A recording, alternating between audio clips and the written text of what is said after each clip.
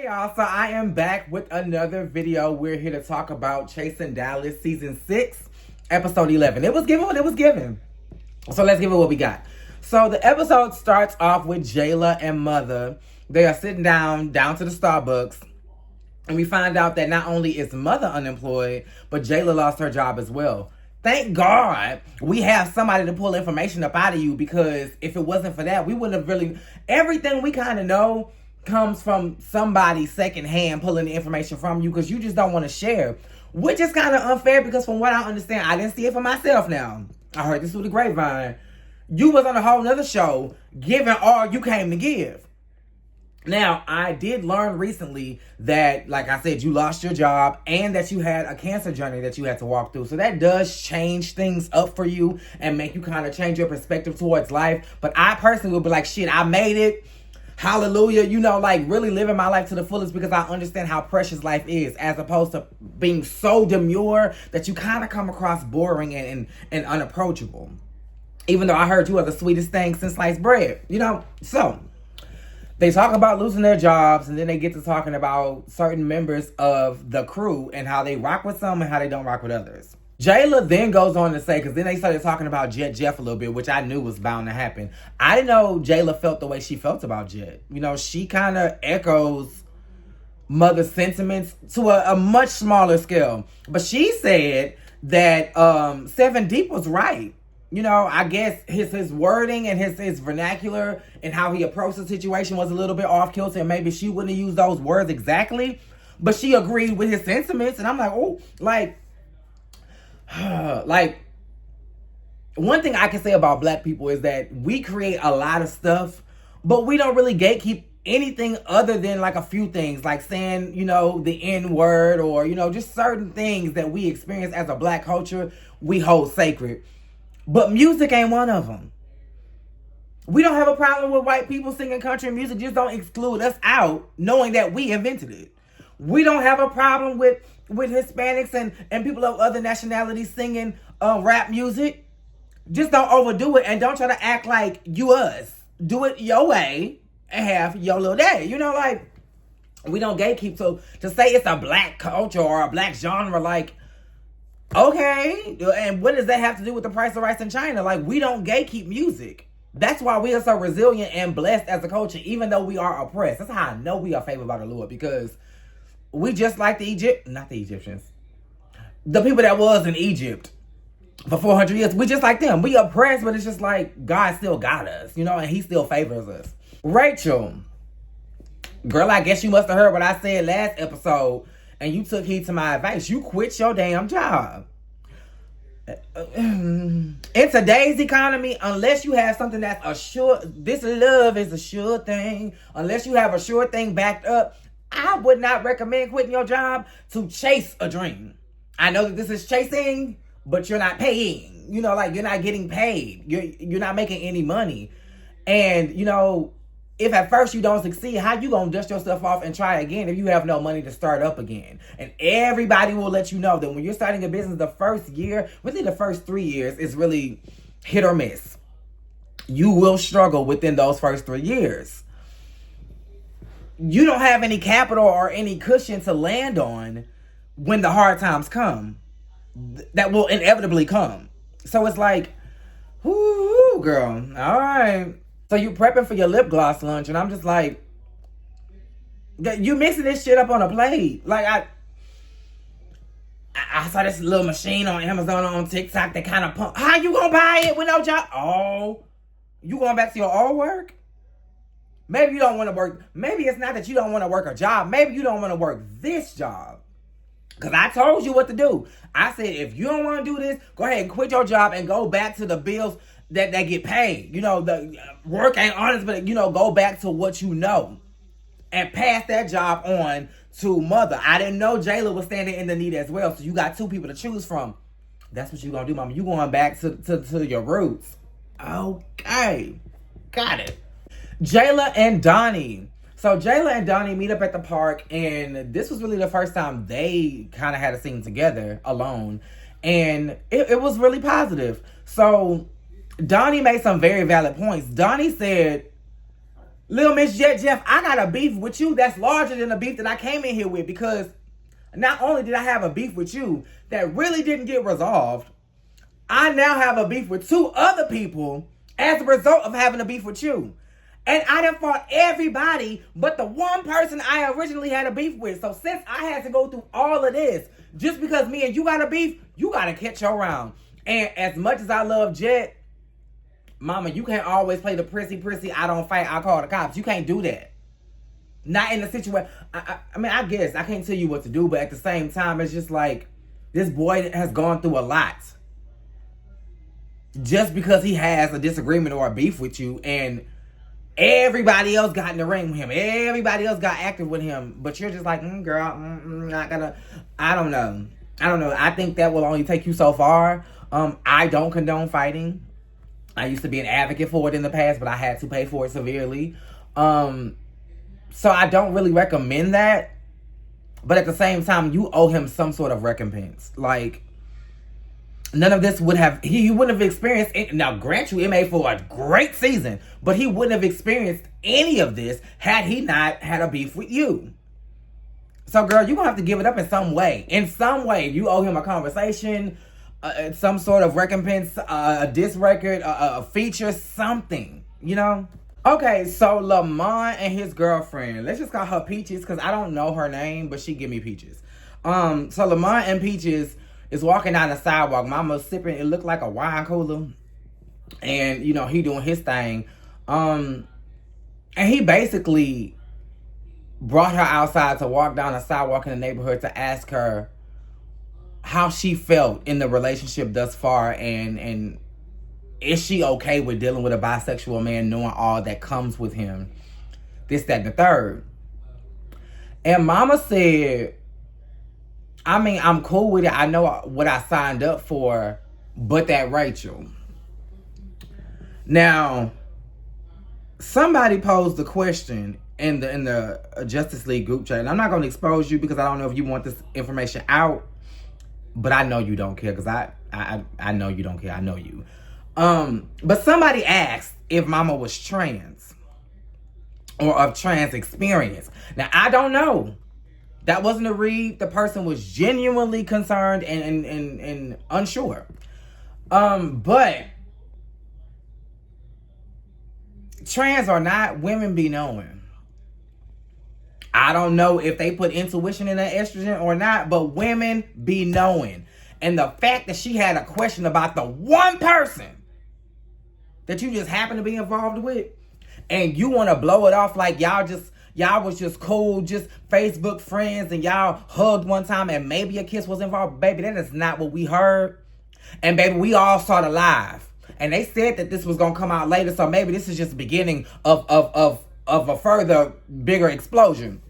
But baby, you ain't fooling nobody. Robert Ray was not digging into, I shouldn't say that. I should not say that in this context. Robert Ray was not so upset with Rachel behind a hug and a little peck on the lips, baby. Even if y'all was exes. That is not why that man was mad. So you can miss me with all of that, because I'm not buying it. I'm not buying it. And apparently there was a video, but I lied. There's no video. If there was a video, you really think he would have been moved? He would have moved mountains. He would have moved valleys and reshaped seas behind a video of y'all hugging and kissing?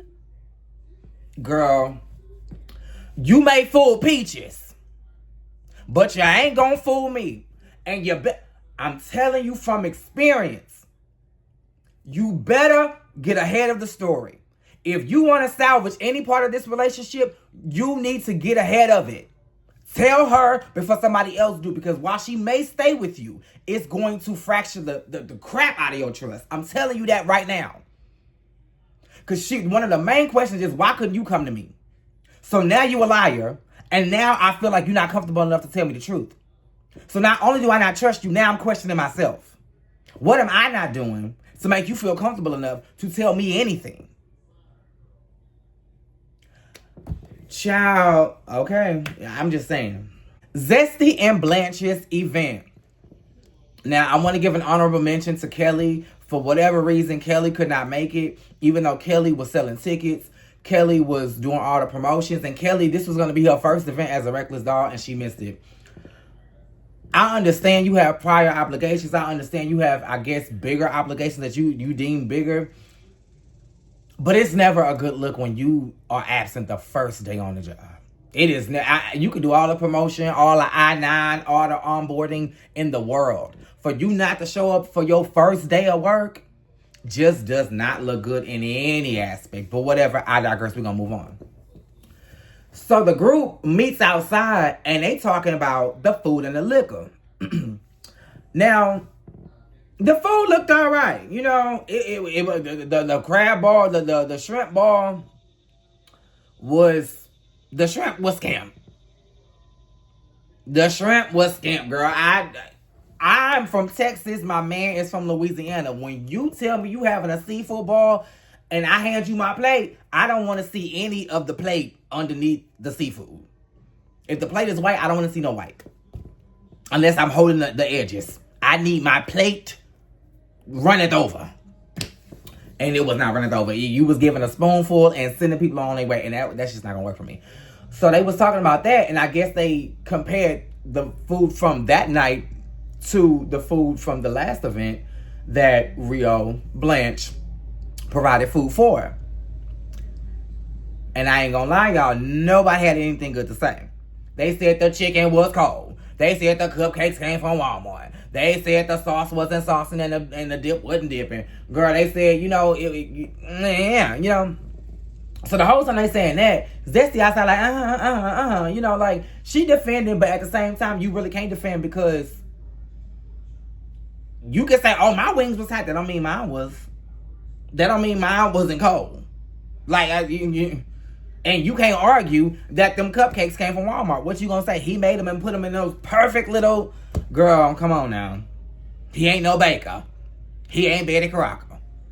You know? So, you know, I guess he couldn't argue, but he was just like, you know, I'm not gonna let y'all go too far.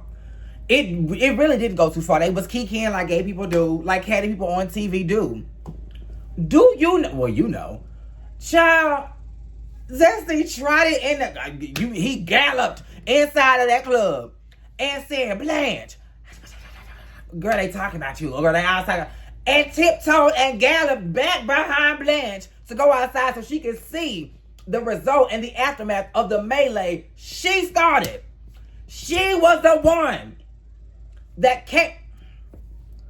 This was a scheme set up by Zesty for them to come to you with the bullshit. Like, I just feel like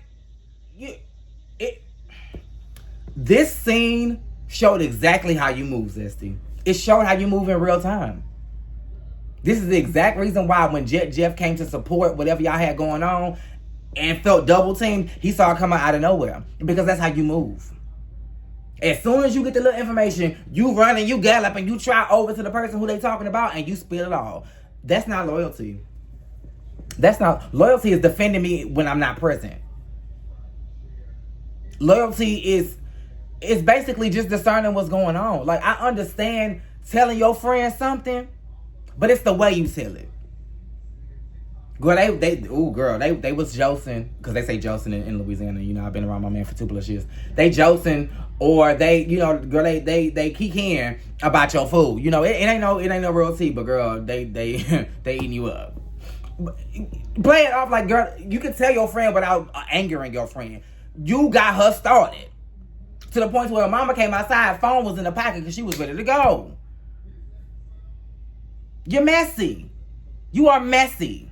And then the last scene, I don't know what I was doing, but I really wasn't into this scene. It was Chloe, Donnie, Mother. Was anybody else? If anybody else was there, I apologize. My mind, at this point, I was just... But I do know they was recapping what happened at Zesty and Blanche's party. And apparently we was missing something at the party that was discovered at this sit down. And that was somebody, I don't know if it was Zesty or Blanche, but somebody approved not only that this could be in the building, but that it could be captured on film. Not chasing film, but on film. and polarized and immortalized.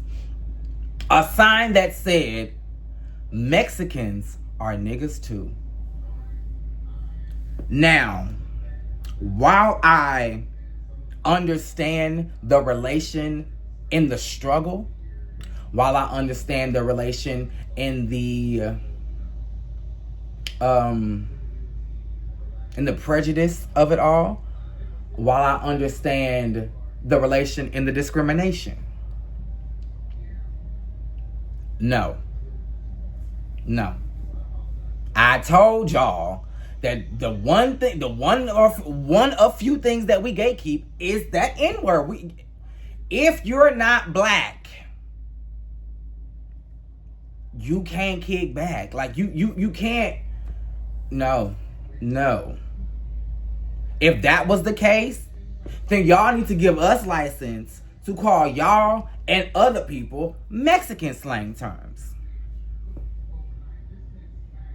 Whether we say it right or not.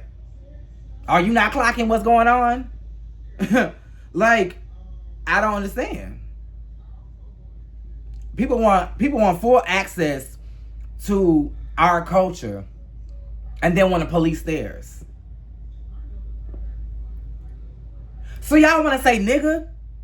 And then for people who live in Texas, y'all want to get on these HEB commercials and teach black people how to eat crawfish? At what point do you realize that you are treading on wrong grounds? What portion say wrong road? Wrong road. Because, girl, what y'all doing? That was whack. That was whack, and I am not a fan. But that is what the episode gave. Make sure y'all are liking, commenting, subscribing, and that the notifications are on. Also, go to YB's channel and check out his interview and live review of this episode with Donnie. I got a whole lot of information. I learned a lot about Donnie. And Donnie, let me just say, despite you saying what you said about me and me saying what I said about you, I never disliked you. I never dislike you. I like you more now because I can relate to you, and you are hilarious. I laughed so much watching that interview. I had tears in my eyes. And I really think people would learn a lot about Donnie and benefit from watching that interview. So go over to his channel and watch it. Until next time, I love y'all. Thank you for watching. Same place, same time.